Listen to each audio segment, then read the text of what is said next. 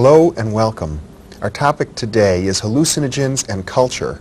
We're going to examine the way that various cultures throughout the planet have been influenced in their social and cultural and intellectual development by hallucinogenic substances in the food chain. With me in the studio is Terence McKenna, author, lecturer, explorer, and philosopher. Terence is the co-author with his brother Dennis McKenna of a book called The Invisible Landscape, Mind, Hallucinogens, and the I Ching. He's also the co-author of Psilocybin, Magic Mushroom Grower's Guide.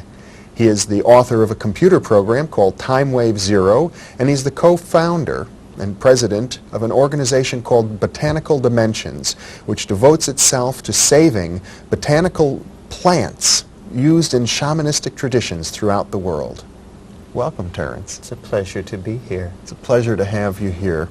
I think a good starting point for our discussion would be the ancient Vedic culture of India, one of the world's great and one of the world's earliest religions. The Rig Veda is considered by all scholars, I think, to be one of the most beautiful composite of religious hymns and deep philosophical discussions. And yet when one reads the Rig Veda carefully, one discovers an enormous emphasis on a mysterious, apparently hallucinogenic substance called soma.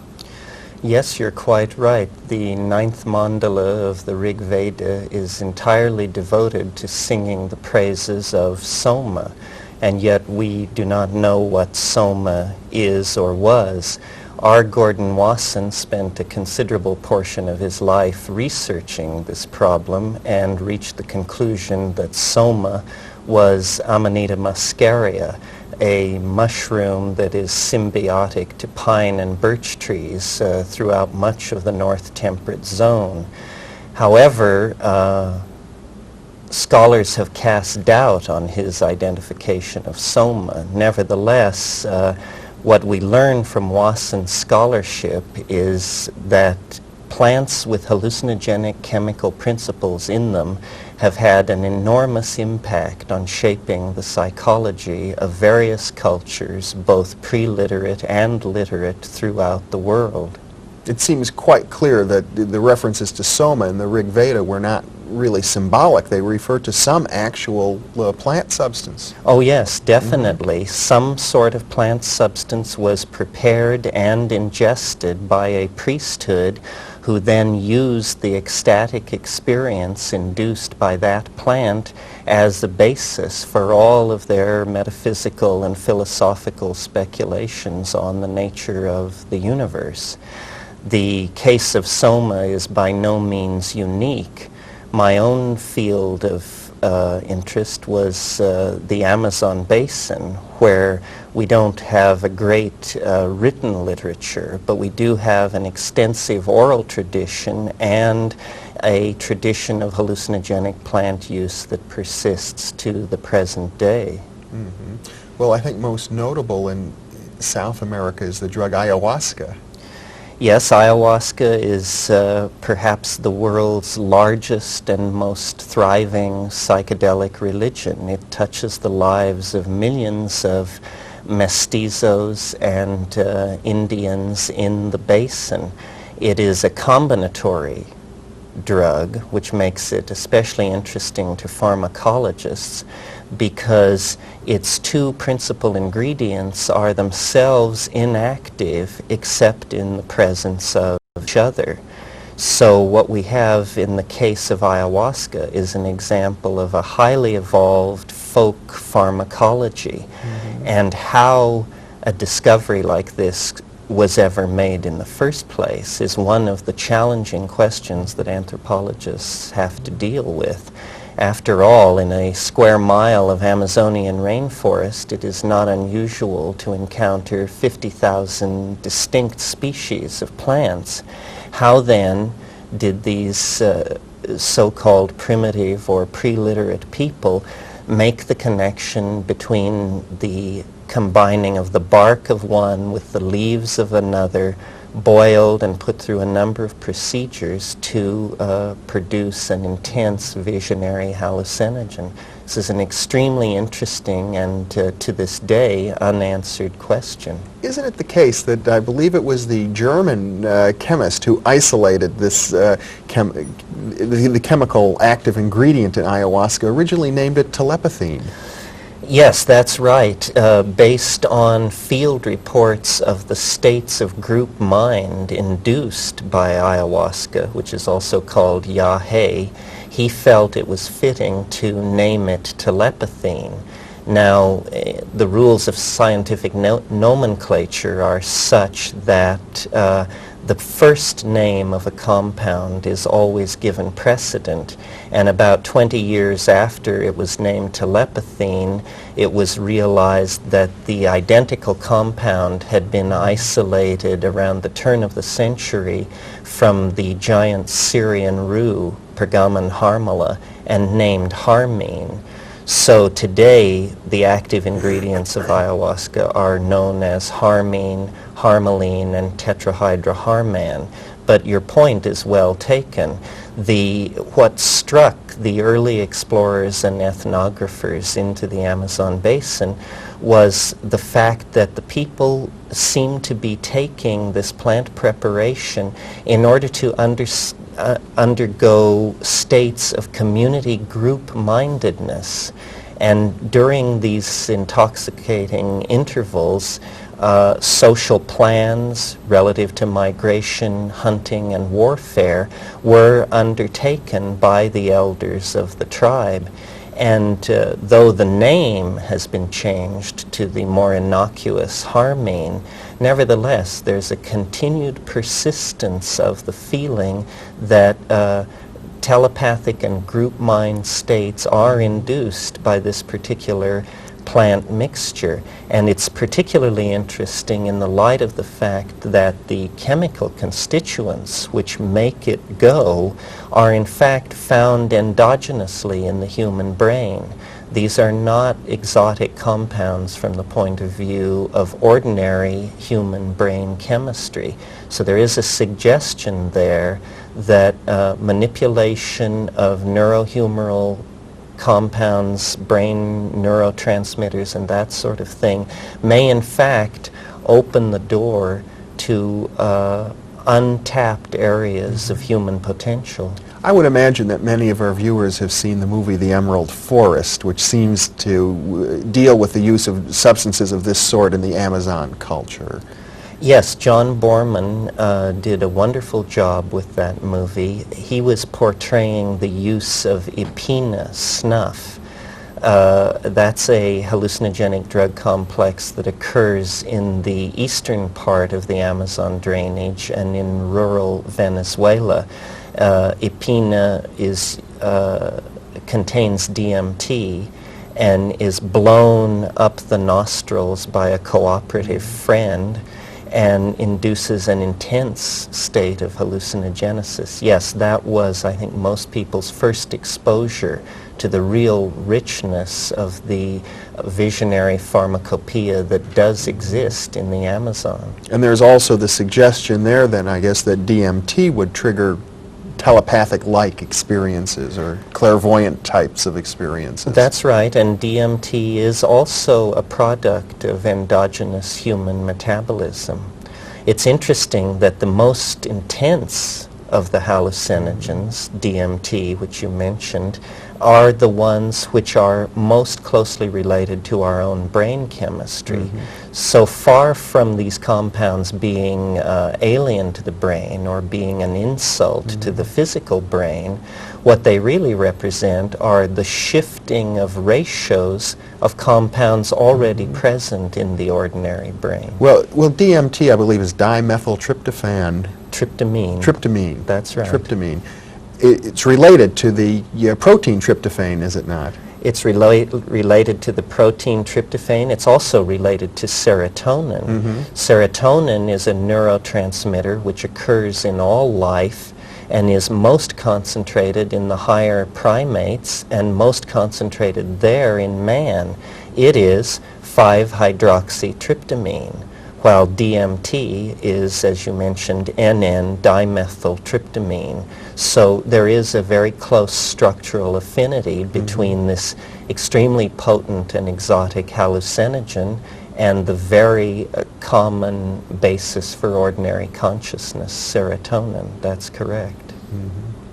Now, other cultures around the world also used other types of substances. I think it might be interesting to talk, at least briefly, about alcohol, which is referred to so often in the Bible, for example.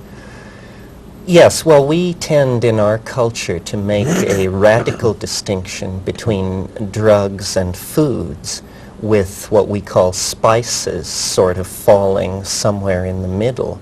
In point of fact, a culture is what it eats, and an individual's personality is often largely a reflection of their diet.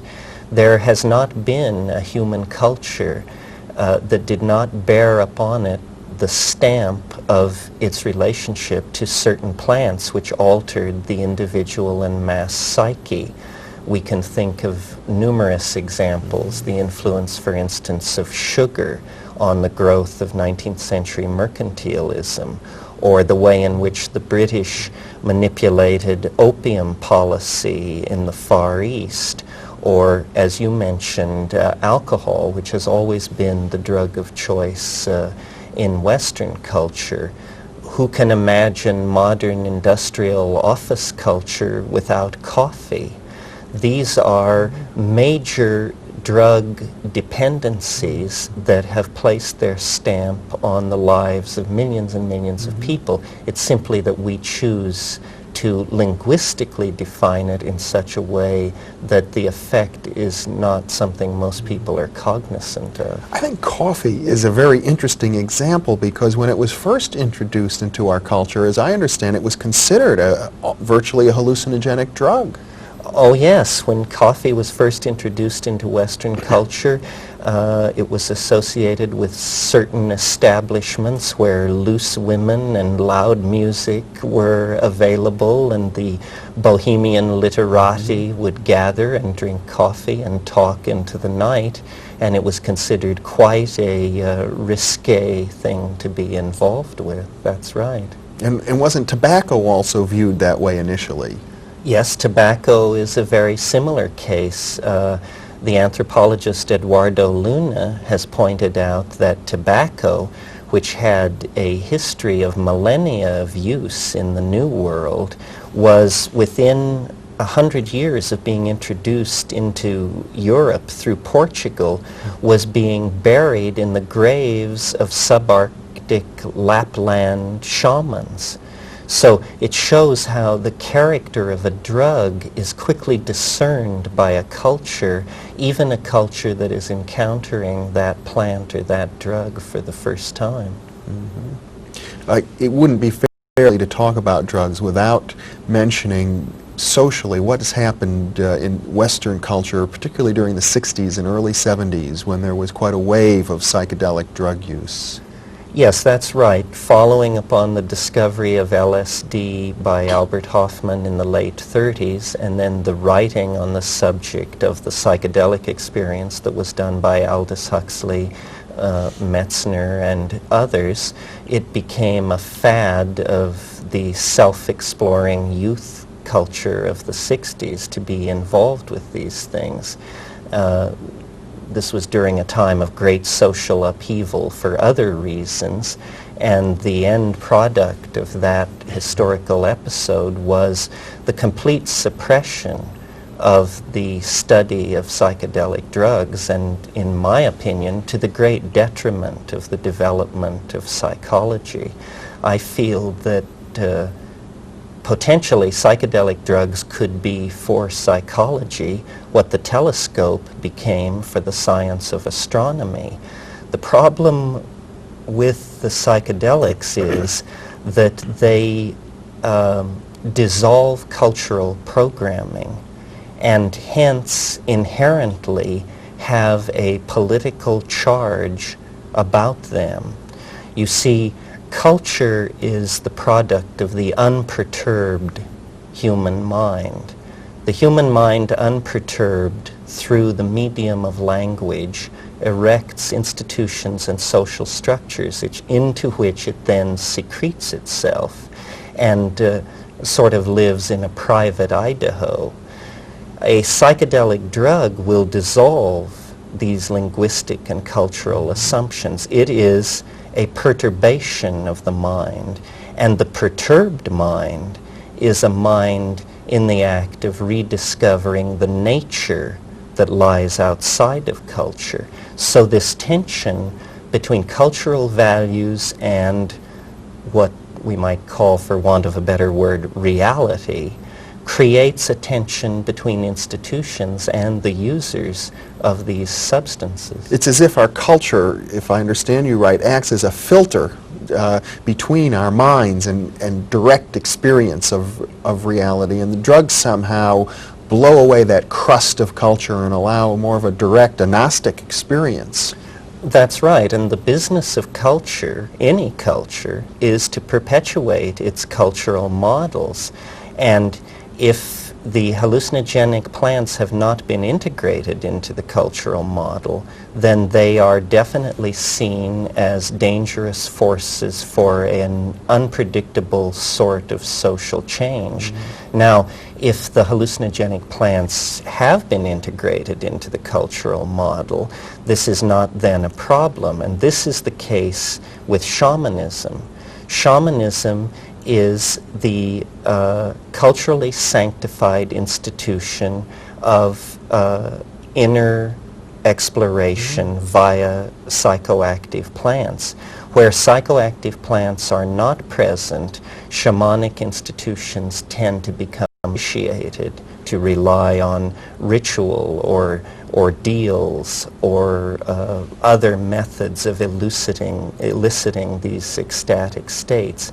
But to my mind, and this is a great argument which rages in anthropology, to my mind, and I'm in agreement with Yasin here, the hallucinogenic plants are the sine qua non for an active shamanism. For authentic. An authentic shamanism. That's right. Now, Mircea Eliade, who is the great commentator on shamanism, took an entirely different point of view and said that reliance on what he called narcotics was a decadent phase of shamanism. But if we examine Eliade's personal history, I think it can be clearly seen that this was simply the cultural myopia of a European scholar in the great 19th century model. Sort of still under the sway of a Victorian sense of morality. Yes, sort of taking the superior point of view that, well, these are primitive people, surely our greater epistemological sophistication puts us in a position to judge them. You have the same controversy, don't you, now within the Hindu tradition, where many gurus say no drugs and are denying, I suppose, the tradition of the Rig Veda, which we spoke of earlier. That's absolutely correct. The Mahabharata, which is the central core text of late Reformed Hinduism, explicitly forbids mushrooms to the Brahmin class. They are a forbidden food. But in ethnography, we're taught that a taboo usually indicates a previous involvement and fascination. And in fact, the early Hinduism of the Vedic phase was definitely more analogous to the hallucinogenic shamanism of the Amazon basin than it is to the extremely stratified Hinduism of modern India. Do you find the use of drugs of this type, hallucinogenic drugs, in the tantric traditions, the traditions that deliberately use taboos in order to inculcate higher states of awareness? Yes, well, when you go to India, you discover that the one thing that is not stressed in Hinduism as it is exported to the West is the immense reliance on cannabis. hashish, ganja, is the stable of these sadhus. This is a fact of their daily life, that they are relying on this for a constantly reinforced contact with the transcendental dimension. You know, I think it's interesting how you referred earlier to the shamanistic religions as being the ones that really have sanctified the use of these drugs for religious purposes. And yet we find in our Western tradition, Christianity has come and in effect labeled these sorts of things as diabolic. For example, drugs, I believe, were used amongst various witchcraft groups that were persecuted by the church. That's right. However, the church was concerned that the magic of the witches be seen as real, number one, and number two, entirely caused by the agency of the devil himself. And so the church downplayed the operational role that plants had in inducing these states, because after all, if the devil cannot lead you astray without the use of plants, why, what kind of devil is it? So in our own historical tradition, there is a curious blindness to the efficacy of hallucinogenic plants. I have heard, for example, that the old story of witches using toad skins in their brews, that there's a drug called bufotenine, which is a hallucinogenic that comes from the skin of toads. Well, there was excitement about bufotenine in the mid-60s. It was later shown to be non-psychoactive. However, since then, toads have been found which do secrete DMT-like compounds, and it's fairly clear that the cauldron chemistry of the witches, which relied on datura, hellebore, monkshood, henbane, these sorts of plants, was a powerful visionary chemistry, although these compounds, the tropane alkaloids that occur in those plants, tend to be more deliriants and confusants than what I call the classical psychedelic compounds, which are more the tryptamines and the beta-carbolines. There are many chemical compounds in nature which are psychoactive, but a much narrower spectrum of these compounds are truly what we call psychedelic or mind manifesting. Now, other than the obvious spiritual and religious implications, which we see again and again in different cultures, even I suppose we should mention the Native American Church and their use of peyote. What are the other kinds of cultural developments that we can trace to the use of these drugs? Well, I think the most profound cultural development is it is possible to make the case that language itself is an ability that was coaxed out of an evolving primate species by virtue of the fact that there were hallucinogenic plants in the diet of that creature. You see, psilocybin has been shown in low doses to actually increase visual acuity.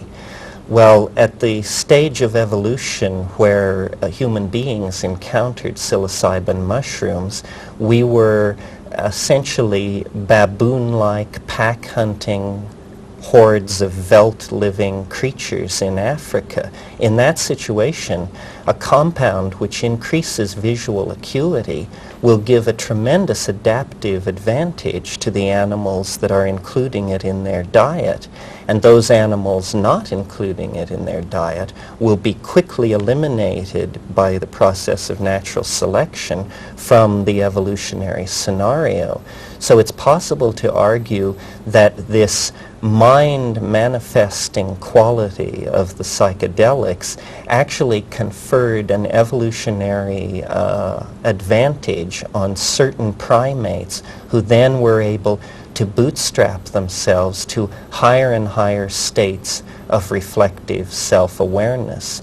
This may lie behind the very early coincidence of cattle, goddesses, and mushrooms in the apparent obsessions of early man as reflected by the cave paintings on the Algerian plateau and in southern France and Spain. We always find the notion of the mystery circa 18,000 years ago connected with the idea of cattle, and we always find the cattle connected with the notion of the great goddess.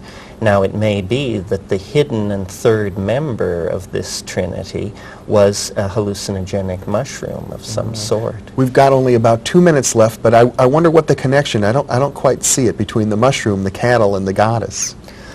The mushrooms grow in the manure of the cattle.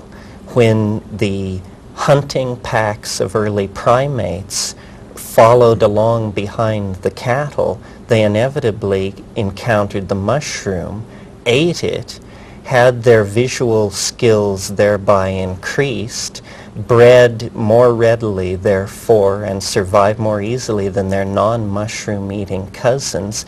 And so the eating of mushrooms and the development of higher aspects of consciousness, including self-reflection, were thereby enforced, leading to the conclusion that it was actually a symbiotic relationship between early primates and these hallucinogenic plants that laid the basis for the appearance of what we call human beings. Well, Terence McKenna, this is a very interesting discussion. You seem to be suggesting that our evolution, I suppose, from the animal kingdom into the human kingdom itself was catalyzed or triggered by our encounter with these hallucinogenics. And yes, we are an ape with a symbiotic relationship to a mushroom, and that has given us self-reflection, language, religion, and all the spectrum of effects that flow from these things. yeah, and one can only wonder how these hallucinogens might affect our future evolution as well. They have brought us to this point, and as we make our relationship to them conscious, we may be able to take control of our future evolutionary path. Terence McKenna, thank you very much for being with me. It was a pleasure. For me too. And thank you very much for being with us.